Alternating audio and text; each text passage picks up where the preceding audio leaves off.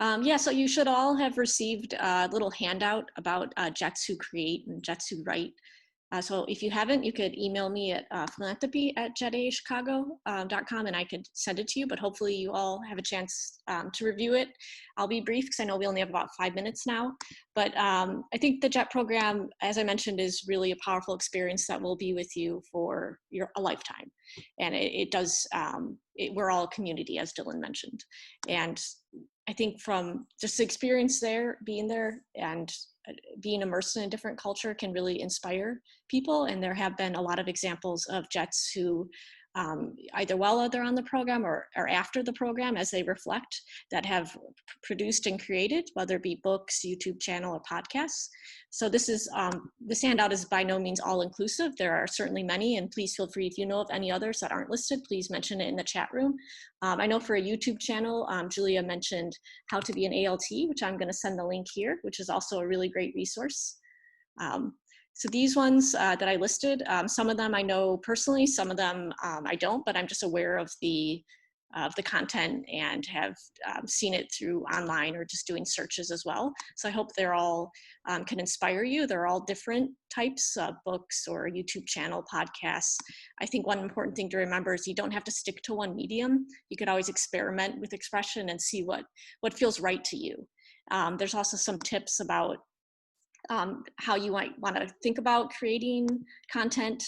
I would just like to say, like, a good thing is being consistent and kind of setting deadlines for yourself is a good way, at least to start, because I know a lot of people sometimes might start something and then forget about it for 4 months or so, which is obviously still okay, but consistency is also good if you want to try to hone your craft, even if it's not something you want to share publicly. And the only other point I kind of wanted to mention is that just remember you are cultural ambassadors, so I wouldn't use a public forum as any way to discuss any interpersonal issues or issues with work that you have, especially if you're using names. That's not really a professional thing to do. That's something you can maybe talk to your prefectural advisor or another trusted person about, but just think carefully when you post content online, because you are a cultural ambassador and you represent the JET program. And also be careful about sharing pictures of students or your school. I would receive permission to take any pictures inside school, and I blur students' faces if for some reason you're sharing that so that you can't identify the individuals. Just 2 important things to consider when you're thinking about photos or content or anything that you're sharing. And I don't know if, Julia, if you wanted to briefly talk about your YouTube channel, since you have experience creating one. You're welcome to talk about it a little bit or talk about how that came about. Yeah, hi. So I was on JET for 5 years and then 2 years after. So after 7 years of experience, I just had all of this knowledge and I was a PA and did all of this stuff. And I thought, well, I'm going home and I don't want the knowledge I've gained from all of my senpai to be lost. So I collaborated with a lot of the other experienced JETs that I knew, and we came up with these topics and I gathered their tips and tricks. And then during free times, periods when I didn't have classes, I would run to the special ed classroom and set up my camera and clip on my microphone and do these videos. And if you look at them from like the beginning one to the end one, you can totally see how I get way better at making videos and remembering my lines.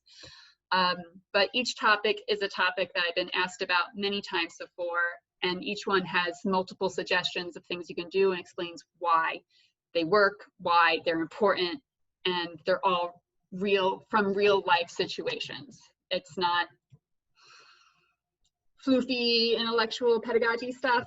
This is what we've lived through and this is what has worked. And they're all quite short and I try to keep them fun, so please enjoy.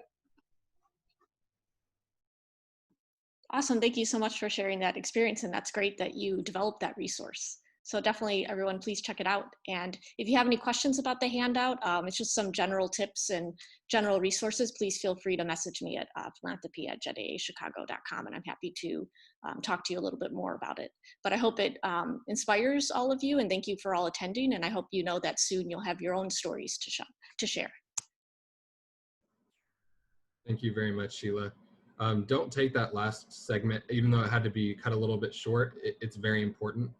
Please do look at that resource because, as I said before, the JET experience is something that connects all of us together. It's such a unique experience and such a deep, life-changing experience that like you'll have so much knowledge and experience that you want to share when you come back, and this is a really good outlet for that experience that you have. So yeah, there's all sorts of resources out there. Like she said, the podcast, there's books, there's all sorts of stuff online, Reddit, even places like that. You can find people that want to share, and just please keep that in mind. But that being said, I really thank you all for coming today. I hope you gained something from this. We got a lot of different panelists that spoke at volume about their experiences and important things to them and things that they really wanted to impart on you all. So whether it be having an accident in Japan, to having a natural disaster in Japan, to even just the train rides, it's all important. It's all part of the JET experience. And